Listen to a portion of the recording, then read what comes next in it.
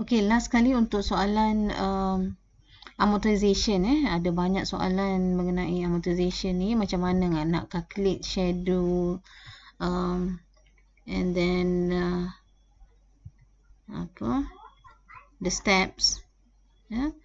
So basically bahagian loan payment tu, jumlah tu ambil pada step 1, calculate payment ke.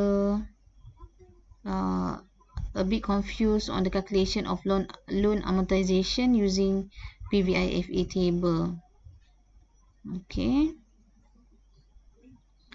So, kita pergi tengok loan amortization.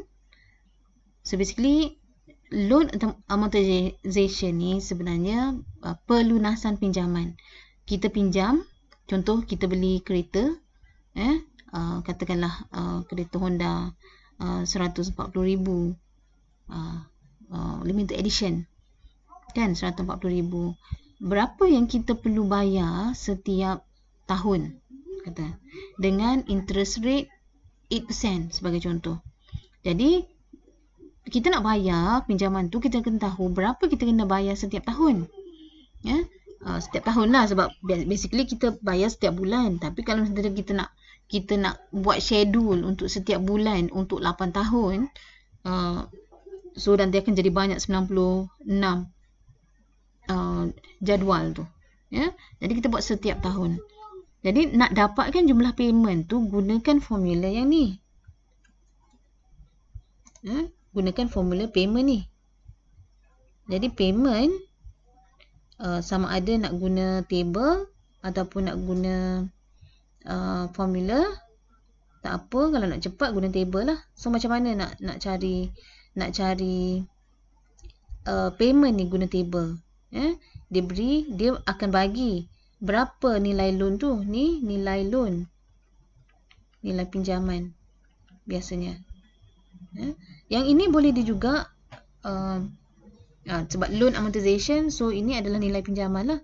PVIFAIN, I adalah interest, dan N adalah berapa tahun. So calculate macam yang saya tunjukkan yang tadi, calculate payment period. Lepas tu kira dia punya interest berapa. Kita tengok table. Ni dia dah kira dah.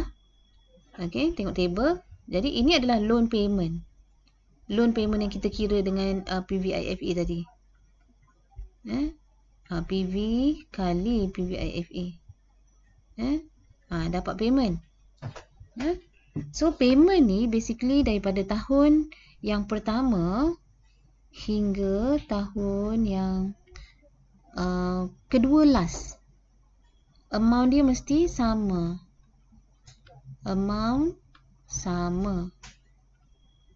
Cuma yang terakhir ni dia beza sikit je, sebab dia nak bagi kat sini kosong. Of course lah, pada tahun yang terakhir kita kena settle off the loan. Tak ada baki dah. Jadi apa-apa yang lebihan kat sini kita masukkan balik dekat loan payment ni. Jadi calculation untuk yang tahun yang last sekali ni yang akan sedikit berbeza. Okey, jadi loan payment ni kita dah kira dah tadi. Masukkan semua kat sini untuk setiap tahun sehingga tahun kedua last. Kemudian kita kena kira interest payment. Interest payment adalah berapa percentage interest tu tadi kali dengan beginning of year principal ni, nombor 1. Interest kali nombor 1. Jadi kat sini adalah interest dia 12%. 12% kali 10,000, 1,200. Principal payment. Jadi kalau kita bayar pinjaman, bayar setiap tahun pinjaman 2,774 ni, 1,200 kita bayar untuk interest saja. Baki daripada tu adalah principal payment. Inilah nilai pinjaman yang kita bayar sebenarnya. Yang 1,200 tu kita hanya bayar interest dia saja.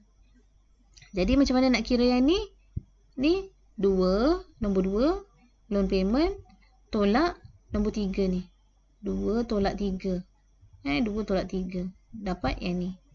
So, end of year principal tak termasuk interest tau.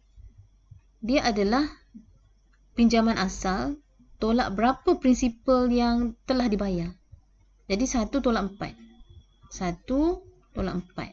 Dapat amount ni. Amount ending ni dia akan dibawa ke tahun berikutnya. Kan? Lepas tu dia punya calculation untuk setiap ni sama macam kat atas. Follow aja. Ni dah ada. Kita tolak. Lepas tolak yang ni, dia dapat yang ni. Yang ni letak kat sini. Okey, sehinggalah tahun yang kelima, baki yang bawa ke hadapan